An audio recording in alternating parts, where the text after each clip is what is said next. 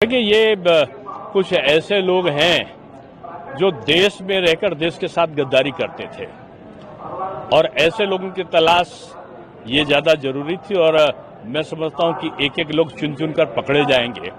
और जिस प्रकार से ऑपरेशन सिंदूर का संचालन हुआ है, हमारी सेना ने किया है, माननीय प्रधानमंत्री जी का जो संकल्प रहा है, पाकिस्तान को जो जवाब दिया है, तो उनके जो चीनी हथियार थे पाकिस्तान के, वो भारत के स्वदेशी हथियारों के सामने फीके पड़े हैं।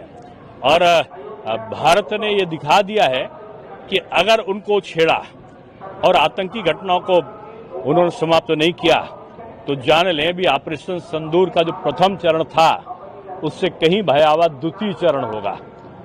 तो ये जो पकड़े गए उनके सुराग मिले हैं और जो दोषी तत्व होंगे वो घोर दंड का पात्र बनेंगे। ममता बनर्जी का जो बयान आया, केंद्रीय गृह मंत्री अमित शाह, उनका ये कहना है कि लगातार जिस तरीके ममता बनर्जी ने जो भी चुनाव मतलब दंगे के बल पर कराती है, कराने के बाद में उसी के बल पर अगर वो ऐसा चुनाव कराया तो उनकी जमानत जब्त हो जाए। और दूसरी ऑपरेशन सिंदूर को लेकर लगातार विरोध कर रही है ममता बनर्जी। देखिए, ममता जी का जो वोटर है वो ज्यादातर बांग्लादेश से आकर फर्जी जो आधार कार्ड बनाकर यहाँ का झूठा नागरिक बना है, उस पर उनकी जीत और जो उनका आधार है वो निर्भर करता है। तो वो सारी बातें करती हैं जो भारत से ज्यादा बांग्लादेश को संतुष्ट करे। उनकी भाषा तुष्टीकरण की पराकाष्ठा है। उनका शासन प्रशासन का अत्याचार सनातनियों के लिए अभिशाप बन गया है। लोग इस सरकार को दंड देना चाहते हैं और अगर निष्पक्ष चुनाव हो गया ना तो ममता जी को 10 सीटें डबल अंक में आना मुश्किल हो जाएगा।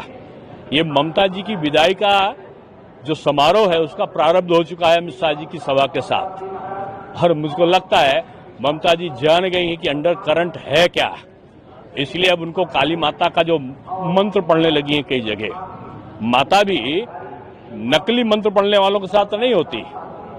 उनकी असली भाषा जो है वो क्या है, वो कहीं गई है क्या जहां जहां पर भी जो छांट कर जाति पूछ कर लोगों के घर के निशान देख देख कर जो माताओं बहनों को मारा गया, घरों को जलाया गया, प्रतिष्ठानों को जलाया गया, ममता जी वहां पर क्यों नहीं गई?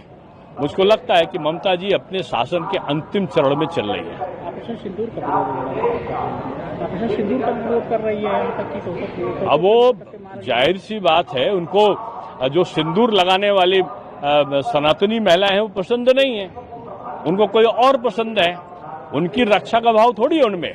अगर उनको सनातन की सिंदूर लगाने वालों की चिंता होती तो उनके जो पेड वर्कर थे, जो विशेष प्रकार का नारा लगाकर जा रहे थे, वो उनके घरों को नहीं जलाते, उन माताओं बहनों के साथ में अत्याचार नहीं करते। ये एक प्रकार का ऐसा समूह का नेतृत्वकर्ता बन गई हैं जिसकी आस्था भारत में कम और पाकिस्तान और बांग्लादेश में ज्यादा है। नहीं, देखिए, ये एक कोर्ट ने एक निर्णय दिया है जिससे डर पैदा हुआ है जो हेट स्पीच देने वाले लोग हैं।